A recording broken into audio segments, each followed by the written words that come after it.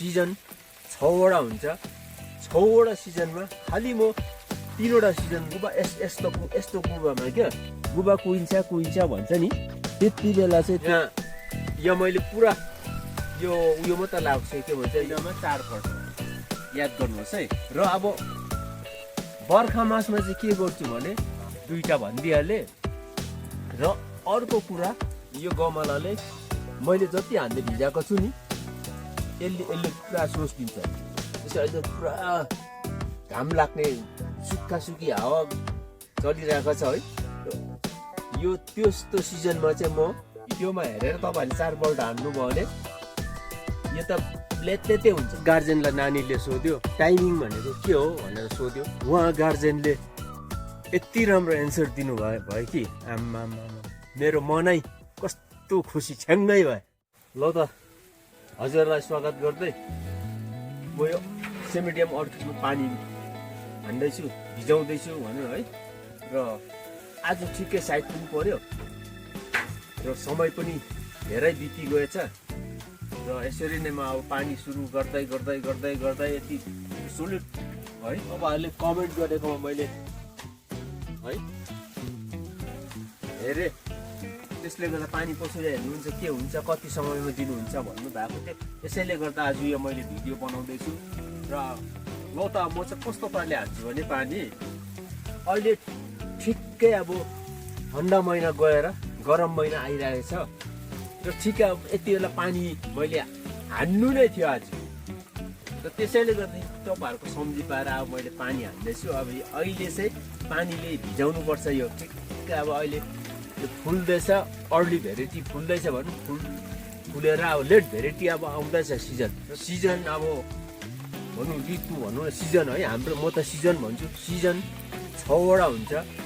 6वटा सिजनमा खालि म 3वटा सिजन तपाईँहरूलाई सम्झाउँछु। सिजन म चाहिँ के भन्छु, ठन्डा, गरम है र बर्खा। अरू त अब तपाईँहरूलाई पनि थाहै छ। र यति बेला चाहिँ अब हामीले पानी एकदमै फुललाई हेर्ने बेला। अहिले गरम छ। गरम भन्नु मतलब सुक्खा। अब यति बेला घाम पनि लागिरहेको हुन्छ, हावा पनि चलिरहेको हुन्छ। यति बेला चाहिँ हामीले फुललाई खुब याद गर्नुपर्छ। अर्को यो बितिसकेपछि फेरि बर्खा है, झरीमा चाहिँ के हुन्छ भने त्यति पानी पर्दैन, तपाईँहरूलाई थाहै छ। झरी अब पानी परिरहेको हुन्छ, त्यसको सरर बाहिर पानी परिरहेको हुन्छ, भित्र हावा फङ्गी लागिरहेको हुन्छ। अन्त त्यति बेला फेरि के हुन्छ भने अलिकति मैला कुचिला के भयो भने त्यसको त्यो गुबामा पसिरहेको हुन्छ त्यसको फङ्गीहरू। त्यसै त्यति बेला चाहिँ गुबाहरू पनि अलिकति कुहिन्छ। गुबा यस्तो गुबामा क्या गुबा कुहिन्छ भन्छ नि, त्यति बेला चाहिँ त्यो फङ्गीको बेला चाहिँ पुरा गुबाहरू कुहिन्छ। यहाँ मैले पुरा यो उयो मात्रै लाग्छ के भन्छ यो माटोको गमला, माटोको भनौँ न है। र प्लास्टिकको म अलग्गै छुट्याएको छु। यो म पानी हान्दाखेरि कसो गर्छु भने यो माटोको मसिनामा यो माटोको गमला महिनामा 4 पल्ट याद गर्नुहोस् है। यति बेला भनौँ अहिलेको गरम महिना है, अहिलेको जुन चाहिँ गरम महिना छ नि, अहिलेको सिजन जुन चाहिँ प्लास्टिकको छ, यति बेला है, यति बेला प्लास्टिककोमा चाहिँ फेरि म अहिलेको सिजनमा महिनामा 2 पल्ट। र अब बर्खा मासमा चाहिँ के गर्छु भने है, त्यति बेला त अब कोही बेला त पानी आएको हुन्छ। त्यति बेला त्यसलाई वास्ता नगर्दा हुन्छ। तर फेरि यस्तो हुन्छ बिचमा बर्खामा घाम पनि लाग्छ कोही बेला, तपाईँहरूको अब पुरा घाम परिरहेको हुन्छ। त्यति बेला चाहिँ हेरेर, तर घाम लाग्दाखेरि त्यो तपाईँको त्यो टन्टला दिनमा चाहिँ होइन, फेरि कि तपाईँहरूले बेलुका कि बिहान, म चाहिँ त्यसै गर्छु। म कि बेलुका हानेको हुन्छु है, बेलुका हानेको हुन्छु कि बिहान हानेको हुन्छु। त्यति बेलाको त्यो जुन चाहिँ बर्खामा पनि अब पानी त परि त रहँदैन, कोही बेला त के अरे सुक्छ। टन्टलापुर घाम लागेको बेला फेरि यो सेट हाउसबाट पुरा गरम पनि हुन्छ, त्यति बेला सट्टै खाइदिइ पनि दिन्छ। हौ त्यति बेला चाहिँ हामीले कि हिर्काउनु पर्यो पानी बिहान कि हिर्काउनु पर्यो पानी बेलुका, यस्तो पार्छ। अर्को कुरा अब 3टा है, मैले तपाईँहरूलाई 2टा भनिदिइहालेँ। र अर्को कुरा अब तपाईँहरूलाई म एकछिन अब तपाईँहरूलाई म भन्दैछु ठन्डा महिनाको है, ठन्डा महिनामा चाहिँ के गर्छु भने पुरा ठन्डा हुन्छ, चिसो एकदमै चिसो। हेर्नुहोस् है, पुरा अब पानी पनि छुनु सक्दैन, चिसो हुन्छ। त्यति बेला त अब जग्गा जग्गा चाहिँ हिउँ परेको हुन्छ है, शीत परेको हुन्छ। शीत परेको हुँदाखेरि के हुन्छ भने त्यो माथि चाहिँ फुरुरु न, अहिले याद गर्नुहोस् कि तपाईँहरूले माथि चाहिँ फुरुरु हुन्छ त्यो चिसो, भित्र चाहिँ तपाईँको त्यो फेरि त्यो चिसोले गर्दा एक प्रकारको हुन्छ नि, तपाईँको त्यो भित्र चाहिँ क्याच क्याच क्याच भइरहेको हुन्छ।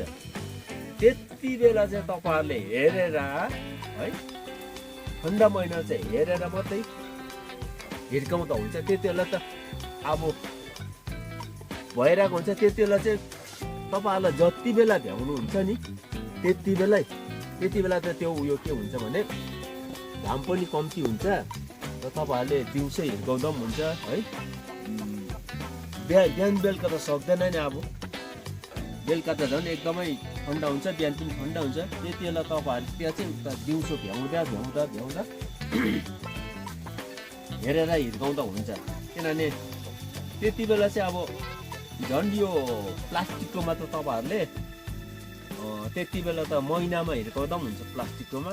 म यसलाई चाहिँ तपाईँको के गर्छु भने महिनामा अहिले चाहिँ म 4 पल्ट, त्यो महिनामा 4 पल्ट हाल्छु। त्यति बेला ठन्डामा त म महिनामा खालि यो जुन चाहिँ गमलाहरूलाई, माटो गमला 2 पल्ट मात्रै हिर्काउँछु। 2 पल्ट मजाले हिर्काउँछु। ओ गमला भन्नुको अर्थ यहाँ हेर्नुहोस् है तपाईँहरूले, माटोको यो चाहिँ पहिला नै, यो मैले बहुत पहिला नै लिएको, त्यसले गर्दा अहिलेसम्म म माटोकोमै रोप्दैछु है। यो माटोकोमै रोप्दैछु, त्यसले गर्दा म अहिले पनि लाएको हेरिहाल्नु पुरै लगाइहाल्दैछु म। किन यसलाई त म त गमल यसले सोर्छ पानी चाहिँ क्या, यो गमलाले मैले जति हान्दै भिजाएको छु नि यसले पुरा सोर्स दिन्छ। आएर तपाईँहरूलाई म देखाउँछु अप्ठ्यारो अहिले ल। र यसमा चाहिँ है यो जुन चाहिँ मैले माटोको गमला भने यो तपाईँहरूलाई देखाए पनि, र यसमा चाहिँ म हप्तामा 1 पल्ट हान्छु। र अहिले गरम महिनाको टाइममा जस्तो अहिले पुरा घाम लाग्ने सुक्खी हावा चलिरहेको छ है, यो त्यस्तो सिजनमा चाहिँ म हप्तामा 1 पल्ट हान्दैछु र 1 महिनामा 4 पल्ट। अहिलेको टाइममा चाहिँ गरम महिनामा एकदम अहिले सुक्खा लागिगयो। अब हिजो अस्तिसम्म चाहिँ ठन्डा थियो, ठन्डामा त मैले खालि 2 पल्ट हेर्दै नै हान्थेँ। र अब चाहिँ गरम महिनामा चाहिँ किनभने हामीले यो माटोकोमा चाहिँ म चाहिँ 4 पल्ट हान्छु भनेको छु 1 महिना। फेरि तपाईँहरूले राम्रोसँगले बुझ्नुहोस्, यो मेरो त माटोको गमला छ र म 4 पल्ट हान्छु। तपाईँहरूले फेरि मैले त्यो योमा भिडियोमा हेरेर तपाईँहरूले 4 पल्ट हान्नुभयो भने यो त लेत्ते हुन्छ। त्यो त किनभने तपाईँहरूको प्लास्टिकको हुन्छ। र मैले चाहिँ यो माटोको गमलामा भनेको बर्खामा चाहिँ फेरि त्यो हेरेर हुन्छ। म महिनामा 2 पल्ट है, 2 पल्ट नभए कोही बेला परै गयो भने त्यो हुन्छ तपाईँको। कोही महिना त फेरि प्राय घाम हुन्छ नि, त्यस्तोमा चाहिँ हेरेर 3 पल्टसम्म हान्छु यो गमलामा चाहिँ। र अब प्लास्टिकमा फेरि अर्को पाराले हान्छु। प्लास्टिकको म तपाईँलाई प्लास्टिकको देखाउँदैछु यहाँ है, छ मेरोमा प्लास्टिकको पनि। प्लास्टिकमा चाहिँ के हुन्छ भने ज्यादा हान्यो भने त फेरि भित्र त्यो गएको हुँदैन, त्यसले सोच्दैन, अन्त त्यो त बसिरहेको हुन्छ। हो त्यसले गर्दा जरा पुग्छ। र म तपाईँलाई प्लास्टिकको देखाउँछु। यही लाइनमा म तपाईँहरूलाई हेर्नुहोस्, यहाँ मैले हेर्नुहोस् प्लास्टिक अब यो प्लास्टिकको छ नि, यो प्लास्टिकको म चाहिँ यही प्लास्टिककोमा चाहिँ म खाली महिनामा खाली 2 पल्ट मात्रै हान्छु, गरम महिनामा है। यसमा त पानी मजाले भिजायो भने त कमसेकम 15 दिन त मजाले, जस्तै घाम लागे पनि यो 15 दिन त बसिरहेकै हुन्छ हो। त्यसले गर्दा यसलाई चाहिँ महिनामा खाली म 2 पल्ट। र त्यसले गर्दाखेरि यसमा अब जुन चाहिँ यो चाहिँ गरम महिना भनेको है, म यसमा महिनामा 2 पल्ट, जस्तै अहिले ठन्डाबाट पुग्यो है, ठन्डाबाट गरम महिना चल्यो। अब म हेरेर महिनामा 2 पल्ट हिर्काउँछु, किनभने यसलाई अलग्गै राखेको, कोही बेला बिचतिर लायो भने अरूले सबले एक समान दिन्छ, अन्त यो छुट्टै पनि दिएको, यसरी अलग्गै राखेर म यहाँ राख्छु। फेरि ठन्डा महिनामा यसलाई हेर्नुपर्छ। यो ठन्डा महिनामा त अब यो प्लास्टिकको त त्यो हावाले नै पनि हुन्छ, ठन्डा भित्र त चिसो भइरहेको हुन्छ, हावाले नै पनि बाँचिरहेको हुन्छ है।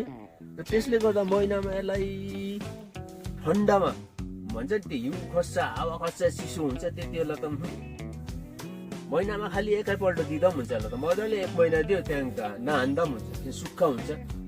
फेरि दिउँसै हान्दा पनि भयो, म अघि भनिहालेको छु मैले, यसलाई दिउँसै दिँदा पनि भयो है। त त्यस्तो खालको छ। अन्त जस्तै अब सिजन बर्खा हुन्छ नि, बर्खामा पनि तपाईँहरूले हेरेर त्यत्तिकै यो भित्र महिनामा खालि 1 पल्ट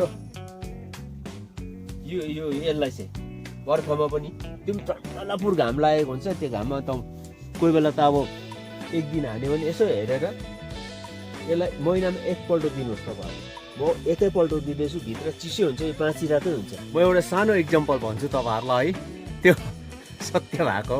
म यहाँबाट बजार जानुको लागि ट्याक्सीमा चढेँ, साथसाथै नानी र उसको गार्जेन पनि ट्याक्सीमा चढ्यो। र ट्याक्सीमा चढेपछि उसको गार्जेनलाई नानीले सोध्यो टाइमिङ भनेको के हो भनेर सोध्यो। उहाँ गार्जेनले यति राम्रो एन्सर दिनुभयो कि आम्मा मेरो मनै कस्तो खुसी छ्याङ्गै भयो।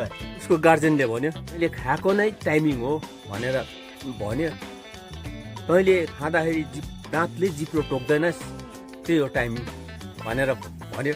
र मैले पनि नानीले त बुझेन, मैले सँगै बुझिहालेँ कि नानीलाई राम्रोसँगले बुझाउनु भयो है। मैले तपाईँहरूलाई राम्रोसँगले बुझाउनु सकिनँ र कमेन्ट गरेर भन्नुहोस्। र म आजलाई यतिमै बिदा चाहन्छु। धन्यवाद।